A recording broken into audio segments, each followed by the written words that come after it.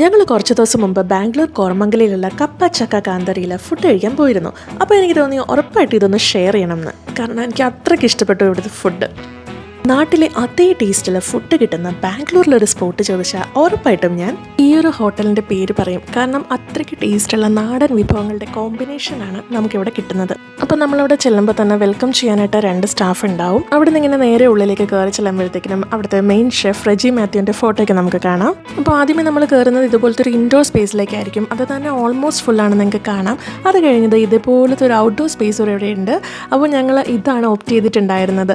കാരണം എന്ന് വെച്ച് കഴിഞ്ഞാൽ ഇവിടെ ആകുമ്പോഴത്തേക്കിനും കുറച്ച് സീറ്റുകളേ ഉള്ളൂ, പിന്നെ നമുക്ക് ഇങ്ങനെ ആസ്വദിച്ചിരുന്ന് കഴിക്കാമല്ലോ.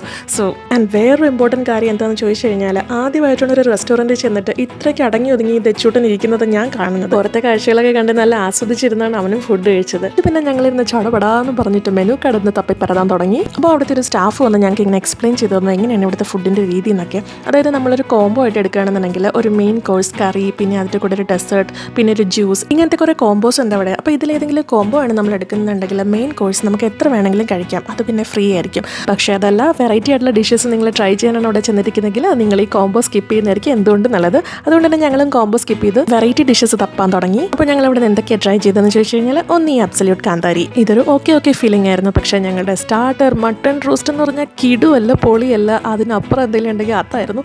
അത്രയ്ക്ക് ടേസ്റ്റ് ആയിരുന്നു. അടിപൊളിയായിട്ട് വെന്ത മട്ടണിലേക്ക് അരപ്പൊക്കെ പിടിച്ചപ്പോഴത്തേക്കും കിടു ടേസ്റ്റ് ആയിരുന്നു. ഒരു രക്ഷയില്ലായിരുന്നു കേട്ടോ. ഞങ്ങൾ അന്നേരം തന്നെ പ്ലേറ്റ് കാലിയാക്കി. പിന്നെ ഇവിടുത്തെ മെയിൻ പ്രത്യേകത എന്ന് വെച്ച് കഴിഞ്ഞാൽ വെയിറ്റിംഗ് ടൈം ഈസ് 0.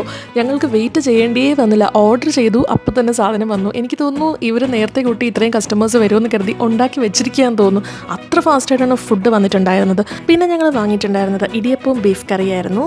അതിനുശേഷം ഇതെന്താ സാധനം എന്ന് ചോദിച്ചു കഴിഞ്ഞാൽ ഇടിച്ചക്ക ഫ്രൈ ആണ് കേട്ടോ. പിന്നെ കുറേ നാളുകളെ യൂട്യൂബ് വീഡിയോസിലൊക്കെ കണ്ട് കൊതിച്ചിരുന്ന പിടിയും കോഴിയും, പിന്നെ വട്ടയപ്പം, ടക്മ പസ്, ഇത്രയും സാധനങ്ങളാണ് ഞങ്ങൾ ഓർഡർ ചെയ്തിട്ടുണ്ടായിരുന്നത്. ഉള്ളത് പറയാലോ, എല്ലാം ഒന്നിനൊന്നും മെച്ചമായിരുന്നു കേട്ടോ.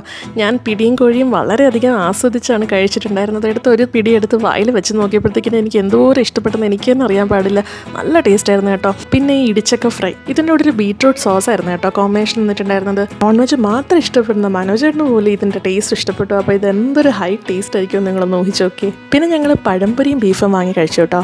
ഇത് പിന്നെ സൂപ്പറാന്ന് കഴിച്ചിട്ടുള്ള ഏതൊരാൾക്കും അറിയാത്ത വട്ടയപ്പം നല്ല സോഫ്റ്റ് വട്ടയപ്പായിരുന്നു കേട്ടോ. പിന്നെ ഇവർ ഒരു പോർഷൻ എന്ന് പറയുന്ന സംഭവം സത്യം പറഞ്ഞാൽ നല്ല ഹെവിയാണ്. ഞങ്ങൾക്ക് നല്ലപോലെ ലാവിഷായിട്ട് ഉണ്ടായിരുന്നു. പിന്നെ ഡെസേർട്ടിന് കസിൻ ഓർഡർ ചെയ്തിട്ടുണ്ടായിരുന്നത് പരിപ്പ് പായസമായിരുന്നു. ഇത് ആക്ച്വലി നല്ല മധുരമാണ് കേട്ടോ. അപ്പോൾ നല്ലപോലെ മധുരം കഴിക്കാൻ ഇഷ്ടപ്പെടുന്ന ആൾക്കാർക്കൊക്കെ ഈ സാധനം ഇഷ്ടപ്പെടും. എനിക്ക് അത്രയ്ക്ക് അങ്ങോട്ട് മധുരം ഇഷ്ടമില്ലാത്തതുകൊണ്ട് എനിക്ക് ഓക്കെ ആയിട്ടാണ് ഫീൽ ചെയ്തിട്ടുണ്ടായിരുന്നത്. ഞാനും മനോജേട്ടനും ഡെസേർട്ടിനായിട്ട് ക്ലൗഡ് പുഡിംഗ് എന്ന് പറഞ്ഞൊരു ഐറ്റമാണ് മേടിച്ചിട്ടുണ്ടായിരുന്നത്. സംഭവം വേറെ ഒന്നുമല്ല, നമ്മുടെ ഇളനീർ പുഡിംഗ് തന്നെയാണ്. പക്ഷേ ടേസ്റ്റ് എന്ന് പറഞ്ഞു കഴിഞ്ഞാൽ അസാധ്യമായിരുന്നു കേട്ടോ. സൂപ്പറായിരുന്നു. നല്ല സോഫ്റ്റ് മെൽറ്റി വാരിട്ട അലിഞ്ഞു പോകുന്നൊക്കെ പറയില്ലേ, അതുപോലത്തെ ഒരു പുഡിംഗ്. അതിൻ്റെ സെർവിങ് നല്ല രസമുണ്ടായിരുന്നു കേട്ടോ കാണാൻ.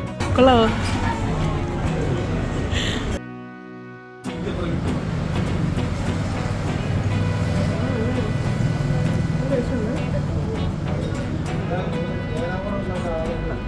ദച്ചുവിന് ഞാനത് ആദ്യം കൊടുത്തപ്പോഴത്തേക്കും അവൻ വേറെന്തോ സാധനമെന്ന് വെച്ചിട്ട് ബാന്നൊക്കെ വയ്ക്കുന്നുണ്ടായിരുന്നു. പക്ഷേ ഒന്ന് ടേസ്റ്റ് പിടിച്ച് കഴിഞ്ഞപ്പോൾ അവൻ്റെ മുഖത്തെ എക്സ്പ്രഷൻ ഒന്ന് നോക്കണേ.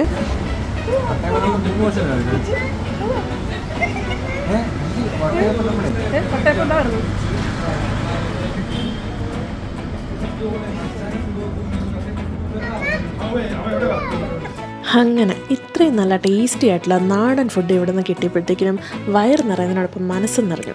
റേറ്റ് ഒരല്പം ഹയർ സൈഡിലാണെങ്കിലും ടേസ്റ്റിന് ഒരു കോംപ്രമൈസും ഇല്ല. ബാംഗ്ലൂർ മലയാളീസ് ഉണ്ടെങ്കിൽ ഉറപ്പായിട്ടും ഒരു തവണയെങ്കിലും ട്രൈ ചെയ്ത് നോക്കുക. ബൈ.